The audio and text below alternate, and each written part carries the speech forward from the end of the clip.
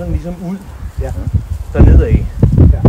Og det er altså for at få det rigtige tryk og den rigtige hældning i selve banken.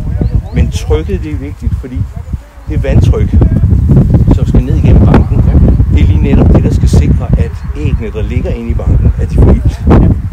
Så det er sådan set det er meget vigtigt, at man laver den rigtige form. Ja, på banken. Ja, lige præcis. Det er ikke nok bare at smide sten ud. Nej.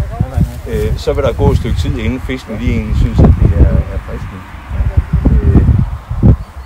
Renser I også op, fordi den er... Nej, det gør vi faktisk. Ja, og det er fordi, vi har skåret grøde allerede i sensommeren. Ja. Og så er der altså, på grund af varmen, så er der altså en masse genvækst. Ja.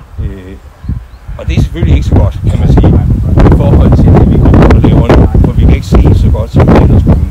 Men i forhold til, at ørrene kan overleve, jamen så er det faktisk Vi kommer frem igen. Ja, og så når der kommer rigtig meget, altså når der kommer rigtig vand, så vil det fint, altså så holder det sig selv. Ja, det er rigtig godt. Så det er rigtig udhøb og krydstræ. helt vildt, og det er fordi det har været så varmt her i efteråret. Så normalt, når de er ude og grødeskære, så får vi nattefrost og alt det der. Og så kommer der ikke rigtig noget genvækst. Men det har der altså været i år, og jeg kunne se, da jeg kørte ned, der var faktisk en landmand, som vandede lige nu. Og det er jo helt exceptionelt, at man vander i oktober måned, ikke også? Ja, vi har fået noget, men nu var det ikke nok.